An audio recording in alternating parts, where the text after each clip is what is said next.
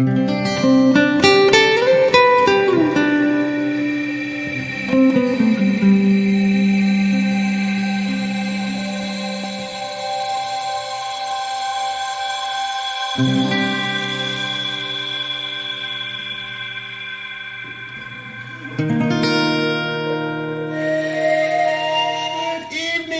and girls, it's good to see you on this beautiful Wednesday evening as we prepare for tonight's episode of Bedtime Bible Stories with me, Pastor Andrew.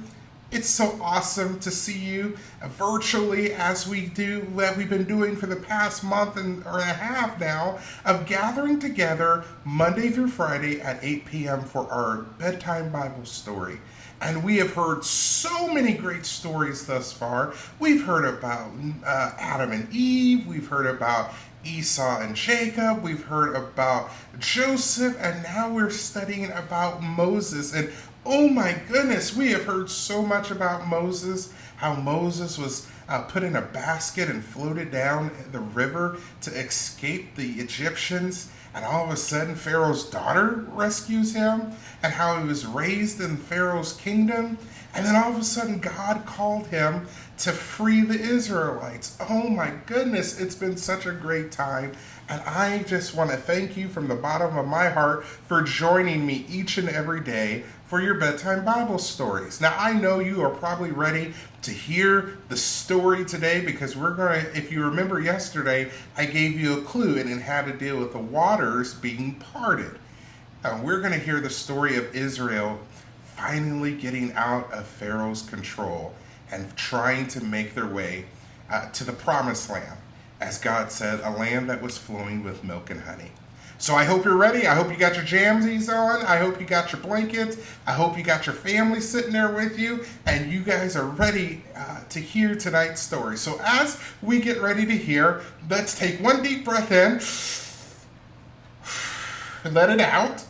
And hear God's story for us today of Israel's Exodus. Pharaoh woke up that night and found his own son dead. All of Egypt was crying. In every house, someone had died. Pharaoh called Moses. "Take Israel and get away from my people. Take everything you have and be gone." Israel had lived in Egypt for 430 years. 600,000 men began the Exodus that night. Of course, they had their wives and their children with them. Their flocks and their herds followed. They didn't forget to bring Joseph's coffin. When they came to Canaan, they buried Joseph as promised. God was their leader. Israel could see the Lord ahead of them. In the daytime, there was a great cloud like a pillar, and at night there was a pillar of fire. So they said, "The God of heaven and earth goes before us." This great nation traveled southeast to the sea. They followed God in the pillar of cloud and of fire.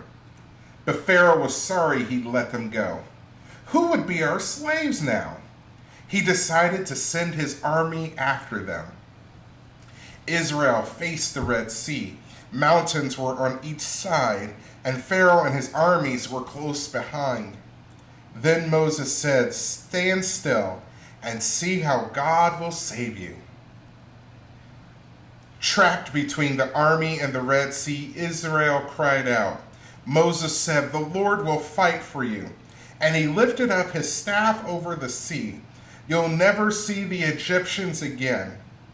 At night, all night, an east wind blew. The waters split into two, and the sea became dry. Israel went into the sea on dry ground, following the Lord. The water formed two walls. The Egyptians chased after them, but the wheels fell from their chariots, and they tried to run. Just then Moses lifted his staff again, and the sea returned, and Egypt drowned.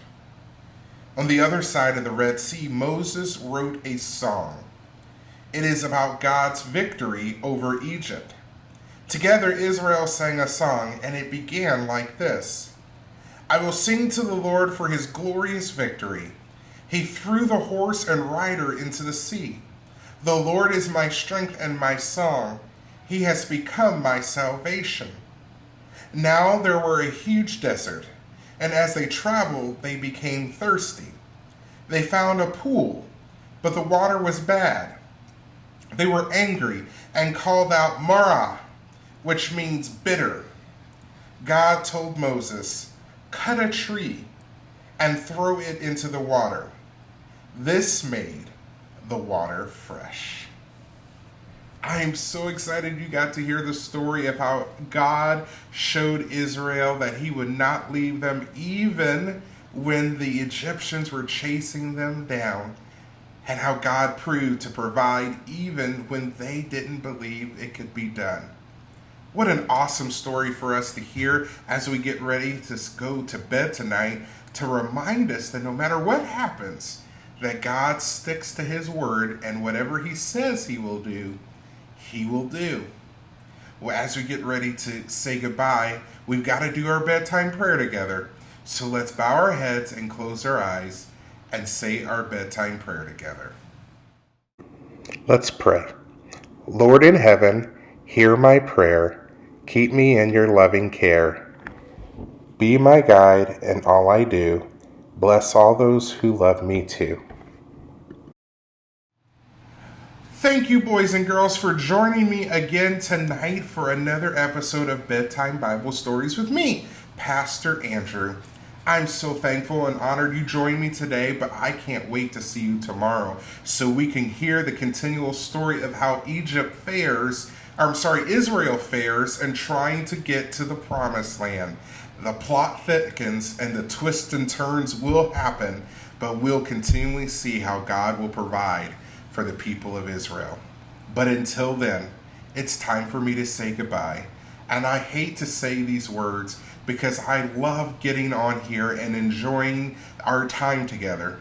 But it's time for me to say good night, sleep tight, don't let the bed bug spike, and I hope you have a great night's sleep. And get ready for a brand new day that God has planned for you so that you can live in the purpose and plan he has for you and your life. Until tomorrow, see you soon.